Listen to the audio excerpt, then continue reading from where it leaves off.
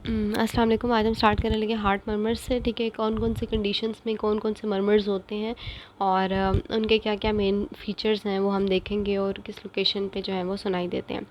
So starting with aortic stenosis. Aortic stenosis का जो murmur होता है that is known as crescendo decrescendo murmur. और सबसे पहले मैं आपको ये बता दूं कि कुछ मर्मर सिस्टोलिक होते हैं, यानी कि सिस्टोल वाले फेज़ में फ़ील होते हैं, जो कंट्रैक्शन फेज़ होता है हार्ट का उसमें फ़ील होते हैं, फ़ील नहीं होते, सुनाई देते हैं। ठीक है, ऑस्कल्टेशन पे आपको सुनाई देंगे। और कुछ मर्मर्स होते हैं जो कि डायस्टोल के अंदर सुनाई देते हैं। जो ये मैंने S1 S2 कॉलम्स बनाए हैं, ठीक है, अगर हम फर्स्ट मर्मर की बात करें तो S1 और S2 के बीच में जो ड्यूरेशन है वो सिस्टोल की होती है। ठीक है, और S1 से इस साइड पे और S2 से भी आगे की तरफ जो है वो डायस्टोल होता है। तो मैंने जो मर्मर ड्रॉ किया उसके अकॉर्डिंग आपको पता चल जाएगा कि ये डायस्टोल में आ रहा है, सिस्टोल में आ रहा है, और ये बेसिकली आपका किस किस्म का मर्मर है। ठीक है, तो एयोर्टिक स्टेनोसिस का जो मर्मर होता है वो एक सिस्टोलिक मर्मर होता है। S1 S2 साउंड्स के बीच में आपको सुनाई देता है। और क्रिसेंड्रो डिक्रिसेंडो मर्मर होता है इसका। ठीक है, क्रिसेंडो यानी इंक्रीज़ करता हुआ होता है। तो आपका S1 से अगर हम देखें तो इंक्रीज़ कर रहा है। ठीक है, यहाँ से आप अगर स्टार्ट करें तो नीचे से यहाँ से, ठीक है, यहाँ से इंक्रीज़ हो रहा है, आहिस्ता आहिस्ता ऊपर जा रहा है, और फिर डिक्रीसेंडो मीन्स नीचे आ रहा है। ठीक है, तो आपको इस तरह से फील होगा कि एकदम से इस मर्मर की इंटेंसिटी ज़्यादा हुई है और फिर कम हुई है। ठीक है, एंड ये सिस्टोलिक मर्मर है। ठीक हो गया। नेक्स्ट मर्मर है एयोर्टिक रिजर्जिटेशन का, और उसका हमारा जो मर्मर होता है वो डायस्टोल के फेज़ में फ़ील होता है, सुनाई देता है। That is early diastolic murmur. Early diastolic murmur, अब आपको नज़र आ रहा है कि S1 और S2 के बीच में मैंने कुछ भी ड्रॉ नहीं किया, और S2 से अगले S1 यानी वो डायस्टोल का फेज़ बन जाता है, तो उसके अंदर मैंने ये ड्रॉ किया। ठीक है, अर्ली डायस्टोल में आपको फ़ील होता है, और ये थोड़ा सा इसका डिक्रीसेंडो पैटर्न होता है, यानी कि ये डिक्रीज़ करती है इसकी इंटेंसिटी। ठीक है, तो इसका अर्ली डायस्टोलिक मर्मर होता है। अच्छा, नेक्स्ट है माइट्रल स्टेनोसिस। जो माइट्रल स्टेनोसिस का मर्मर होता है वो मिड डायस्टोलिक मर्मर होता है। यानी कि डायस्टोल में फ़ील हो रहा है लेकिन थोड़ा सा मिड से स्टार्ट होता है। ठीक है, और इसकी जो ख़ास बात है जिसको बाकियों से डिफरेंशिएट करती है कि इसके अंदर एक ओपनिंग स्नैप होती है, यानी एक स्नैपशॉट की सी आवाज़ आती है आपको। ठीक है, पहले स्नैप की एक डिस्टिंग्विशिंग सी आवाज़ आती है और उसके बाद आपको ये मर्मर फ़ील होता है। तो ये आपको मैंने ड्रॉ करके दिखाया। ठीक है, कि S1 है, S2 है, और उसके बाद ये OS वाली जो ब्लैक लाइन मैंने बनाई हुई है that is basically opening snap.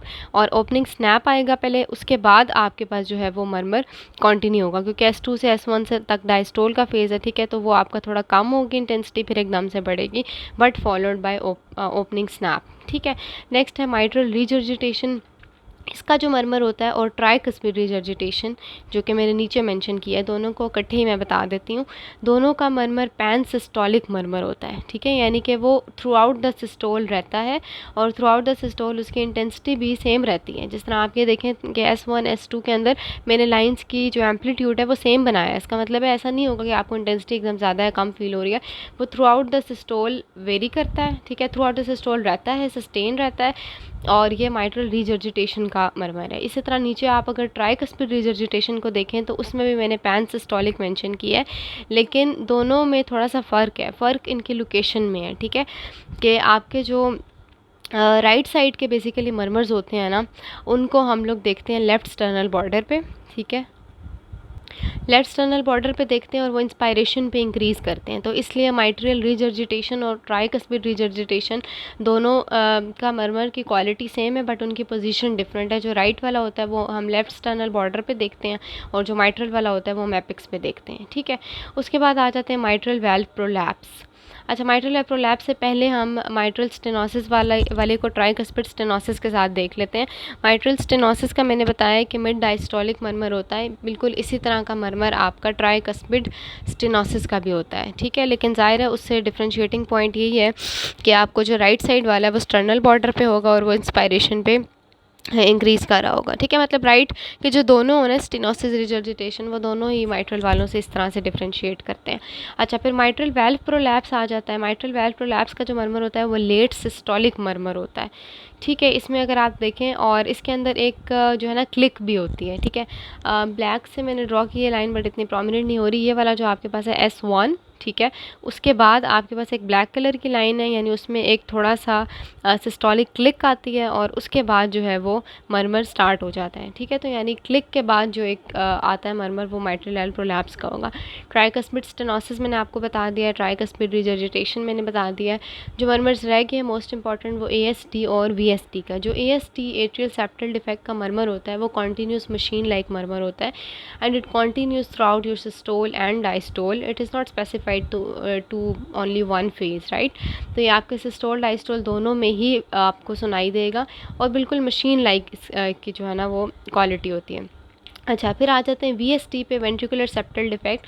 इसका जो मरमर होता है वो सेम आपका जो रिजर्जिटेशंस है ना दोनों माइट्रल और ट्राइकस्पिड, वैसा ही है, यानी कि पैन सिस्टोलिक ही होता है VSD का मरमर। बट एक डिफरेंशिएटिंग पॉइंट है कि इसका जो मरमर होता है उसमें वो आपको थोड़ा हार्श फील होता है, यानी कि अगर रफ सा थोड़ा हार्श सा आपको सुनाई दे रहा है तो वो आपका VSD का मरमर होगा, और अगर आपका थोड़ा क्लीन है, ऑर्गेनाइज्ड है, लेकिन पैन सिस्टोलिक है, तो वो माइट्रल रिजर्जिटेशन या ट्राइकस्पिड रिजर्जिटेशन होगा। अगेन अगर आपको वो राइट साइडेड पे फील हो रहा है और लेफ्ट स्टर्नल बॉर्डर पे आप चेक करें और इंस्पायरेशन पे वो इंक्रीज़ कर रहा है, तो डेफिनेटली वो राइट साइडेड के ट्राइकस्पिड रिजर्जिटेशन होगा, ठीक है। सो ये हमारे मरमर्स ऑलमोस्ट कंप्लीट हैं, ठीक है। ये आपको मेन इनका पता होना चाहिए, और हर एक का कोई ना कोई डिफरेंशिएटिंग पॉइंट है। अगर आपको अर्ली या लेट ना भी पता हो, बस ये पता हो कि ये सिस्टोलिक मरमर है, ये डायस्टोलिक मरमर है, इसमें स्नैप होती है, इसमें क्लिक होता है, या ये मशीन लाइक है, ठीक है।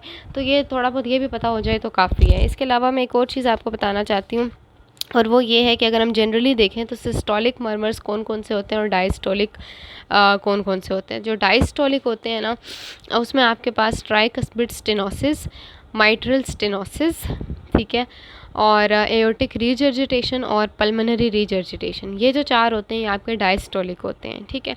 इनका थोड़ा सा आपने इस तरह से याद रखना है कि कुछ मतलब डायस्टोल में फिलिंग हो रही है ना हार्ट की, ठीक है। तो अगर ट्राइकस्पिड स्टेनोसिस है, माइट्रल स्टेनोसिस है, दोनों साइड पे स्टेनोसिस है, तो एक तंग रास्ता है। जब तंग रास्ते से ब्लड गुजरता है तो वो अगेंस्ट रेजिस्टेंस, ठीक है। तो अगेंस्ट रेजिस्टेंस की वजह से आपके पास जो मरमर आ रहा है, इसलिए हमने इसको डायस्टोलिक में डाला है। इसी तरह जो डायस्टोलिक में बाकी दोनों हैं, एओर्टिक रिजर्जिटेशन एंड पल्मोनरी रिजर्जिटेशन, क्योंकि अयोटा में ऐसे वापस जो है ज़ाहिर है पीछे ब्लड आ रहा है वेंट्रिकल में, ठीक है। तो बैक फ्लो की वजह से भी ये मरमर एक तो प्रोनाउंस हो जाते हैं। तो अगर आपको 4 डायस्टोल के याद होंगे तो ऑब्वियसली उनसे जो ऑपोजिट होंगे फिर सिस्टोल के होंगे। तो I would recommend you to memorize diastole, यानी tricuspid stenosis, mitral stenosis, aortic regurgitation and pulmonary regurgitation, ये डायस्टोलिक मरमर्स हैं। जबकि इनके ऑपोजिट जो 4 हैं, यानी कि mitral regurgitation, tricuspid regurgitation, aortic stenosis and pulmonary stenosis, वो प्रेजेंट करते हैं सिस्टोलिक मरमर्स के साथ, ठीक है। So this is all about heart murmurs. Thank you.